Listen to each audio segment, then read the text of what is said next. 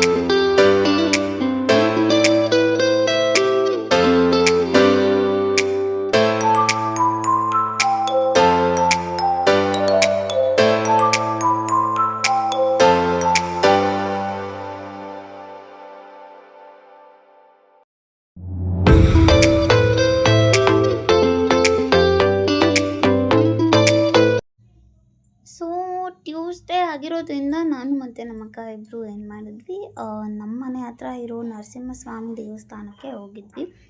ನಾವು usually monthly ಈ ದೇವಸ್ಥಾನದಲ್ಲಿ ಸ್ವಾತಿ ನಕ್ಷತ್ರ ಅನ್ನೋ ದಿನದಲ್ಲಿ ಹೋಮಾನ ಮಾಡಿಸ್ತಿದ್ವಿ. ಆ್ಯಂಡ್ ಈ ನಡುವೆ ಶಿಫ್ಟ್ ಆದಾಗಿಂದ ಅಜ್ಜಿ ಮನೆಗೆ ಇಲ್ಲಿಗೆ ತುಂಬಾ ರೇರ್ ಆಗಿಬಿಡ್ತು ನಾನು ಟೆಂಪಲ್ಗೆ ಬರೋದು. So after so many days ನಾನು ಮತ್ತೆ ದೇವಸ್ಥಾನಕ್ಕೆ ಹೋಗಿದ್ದೆ. ಏನೋ ಒಂಥರ ಶಾಂತಿ, ಪ್ರಶಾಂತವಾಗಿತ್ತು ನನಗಂತೂ. ದೇವರನ್ನ ನೋಡಿ ನನಗೂ ತುಂಬ ಖುಷಿ ಆಯಿತು. ಆ್ಯಂಡ್ ದೇವಸ್ಥಾನದಲ್ಲಿ ದರ್ಶನ ಎಲ್ಲ ಮಾಡಿಕೊಂಡು ಮತ್ತೆ ನಾವು ಮನೆಗೆ ಬಂದ್ವಿ.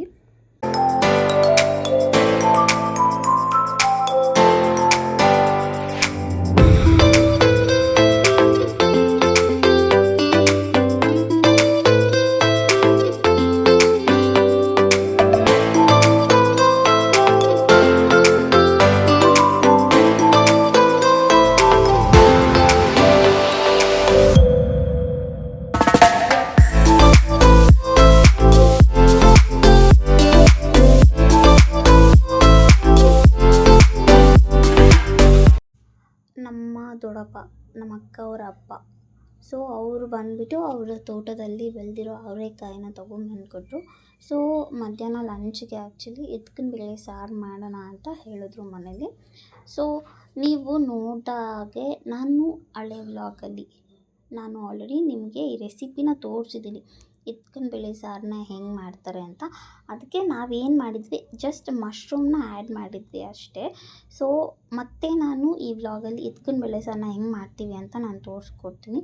ಸೊ ಸ್ವಲ್ಪ ಒಂದು ಚಕ್ಕೆ ತೊಗೋಬೇಕು ಆ್ಯಂಡ್ ಆನಿಯನ್, ಟೊಮ್ಯಾಟೊ ಇದನ್ನು ಚೆನ್ನಾಗಿ ಫ್ರೈ ಮಾಡ್ಕೋಬೇಕು ಆಯಿಲಲ್ಲಿ. ಅದು ಫುಲ್ ಚೆನ್ನಾಗಿ ಗೋಲ್ಡನ್ ಬ್ರೌನ್ ಬರೋ ತನಕ ನಾವು ಚೆನ್ನಾಗಿ ಫ್ರೈ ಮಾಡ್ಕೋಬೇಕು. ನೀವು ಹಳೆ ವ್ಲಾಗಲ್ಲಿ ನೋಡಿರ್ಬೋದು, ನಾವು ಅದರಲ್ಲಿ ಮಶ್ರೂಮ್ನ ಆ್ಯಡ್ ಮಾಡಿದ್ದೀವಿ ಅಷ್ಟೇ. ಇದ್ರಲ್ಲಿ ಬರೀ ಎತ್ಕಿನ ಬೇಳೆ ಸಾರನ್ನ ಮಾಡಿದ್ದೀವಿ ಅಷ್ಟೇ. ಆ್ಯಂಡ್ ನಾವು ಹಳೆ ವ್ಲಾಗಲ್ಲಿ ಹೇಳ್ದಂಗೆ ಕುಕ್ಕರಲ್ಲೆಲ್ಲ ಇದನ್ನು ಮಾಡಿಕೊಂಡ್ರೆ ಅಷ್ಟು ಟೇಸ್ಟಿಯಾಗಿರಲ್ಲ. ಸೊ ನಾವು ಇದನ್ನು ತಪ್ಪಲೆನಲ್ಲಿ ಮಾಡಿಕೊಂಡ್ರೆ ಅದು ಅಷ್ಟು ಟೇಸ್ಟಿಯಾಗಿ ಬರೋದು. ಸೊ ನಾನು ಇಲ್ಲೂ ಅದೇ ಪ್ರಾಸೆಸ್ನ ಯೂಸ್ ಮಾಡಿದ್ದೀನಿ, ಬೇರೆ ಏನೂ ಎಕ್ಸ್ಟ್ರಾ ಆ್ಯಡ್ ಮಾಡಿಲ್ಲ ನಾನು. ಅಲ್ಲೇನು ಮಾಡಿದ್ದೀನೋ ಇಲ್ಲೂ ಅದೇ ಥರ ಸಾಂಬಾರನ್ನ ನಾನು ಮಾಡಿದ್ದೀನಿ ಅಷ್ಟೇ. ನೀವು ಯಾರ್ಯಾರೆಲ್ಲ ಆ ವ್ಲಾಗ್ನ ನೋಡಿಲ್ಲೋ ಒಂದ್ಸಲ ಆ ವ್ಲಾಗ್ನ ಚೆಕ್ ಮಾಡಿ ನೋಡಿ. ಆ್ಯಂಡ್ ಈ ಡಿಶ್ನ ನೀವು ಮನೇಲಿ ಟ್ರೈ ಮಾಡಿಬಿಟ್ಟು ನನಗೆ ಕಮೆಂಟಲ್ಲಿ ತಿಳಿಸಿ ಹೆಂಗಿದೆ ಏನು ಅಂತ. ತುಂಬ ಈಸಿ ಆ್ಯಂಡ್ ಸಿಂಪಲಾಗಿ ಮಾಡ್ಬೋದು, ತುಂಬ ಚೆನ್ನಾಗೂ ಇರುತ್ತೆ, ತುಂಬ ಟೇಸ್ಟಿಯಾಗಿರುತ್ತೆ. ನಾನು ಆಲ್ರೆಡಿ ವ್ಲಾಗಲ್ಲಿ ಹೇಳಿದ್ದೀನಿ, ಇದನ್ನು ನಾವು ಇಡ್ಲಿ, ದೋಸೆ, ಚಪಾತಿ, ಪೂರಿ, ಮುದ್ದೆ, ಅನ್ನ ಏನಕ್ಕಾದರೂ ತಿನ್ಬೋದು, ತುಂಬ ಟೇಸ್ಟಿಯಾಗಿರುತ್ತೆ. ಇಲ್ಲೂ ಅಷ್ಟೇ ಸೇಮ್ ಪ್ರಾಸೆಸ್, ಎಕ್ಸ್ಟ್ರಾ ಏನೂ ಆ್ಯಡ್ ಮಾಡಿಲ್ಲ ನಾನು, ಅದೇ ಥರನೇ ಮಾಡ್ಬೋದು. ತುಂಬ ಚೆನ್ನಾಗಿರುತ್ತೆ ಸಾಂಬಾರು. ನನಗಂತೂ ತುಂಬ ಇಷ್ಟ ಎತ್ಕಿನ ಬೇಳೆ ಸಾರು. ಪೂರಿ ತಿನ್ನೋದ್ರಲ್ಲಂತೂ ಅದರ ಮಜಾನೇ ಬೇರೆ. ನನಗಂತೂ ತುಂಬ ಇಷ್ಟ ಆಯಿತು. ಇವನ್ ಸಾಂಬಾರು ಕೂಡ ತುಂಬಾ ಚೆನ್ನಾಗಿ ಬಂದಿತ್ತು. ನೀವು ನೋಡ್ಬೋದು ಇಲ್ಲಿ ನಾನು ಏನೇನು ಯೂಸ್ ಮಾಡಿದ್ದೀನಿ, ಹೆಂಗೆ ಮಾಡಿದ್ದೀನಿ ಅಂತ. ನೀವು ಮಾಡಿ ಕಮೆಂಟಲ್ಲಿ ನನಗೆ ತಿಳಿಸಿ ಹೆಂಗಿದೆ ಏನು ಅಂತ.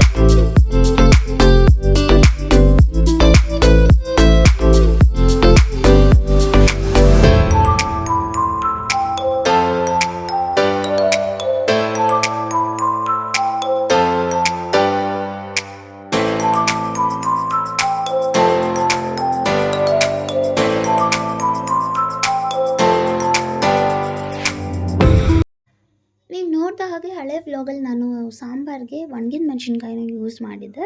ಬಟ್ ನಾನಿಲ್ಲಿ ಮೆಣಸಿನ ಪುಡಿನ ಯೂಸ್ ಮಾಡ್ಕೊತಾ ಇದ್ದೀನಿ. ಅದು ನಿಮ್ಮ ಇಷ್ಟ, ನೀವು ಒಣಗಿದ ಮೆಣಸಿನ್ಕಾಯಿ ಆದರೂ ಯೂಸ್ ಮಾಡ್ಬೋದು ಅಥವಾ ಮೆಣಸಿನ ಪುಡಿ ಆದರೂ ಯೂಸ್ ಮಾಡ್ಬೋದು. ನೀವೆಷ್ಟು ಖಾರ ತಿಂತೀರೋ ಆ ಮಟ್ಟಕ್ಕೆ ನೀವು ಉಪ್ಪು ಖಾರನ ನೀವೆಷ್ಟು ತಿಂತೀರೋ ಅಷ್ಟು ಯೂಸ್ ಮಾಡಿಕೊಂಡ್ರೆ ಸಾಕು.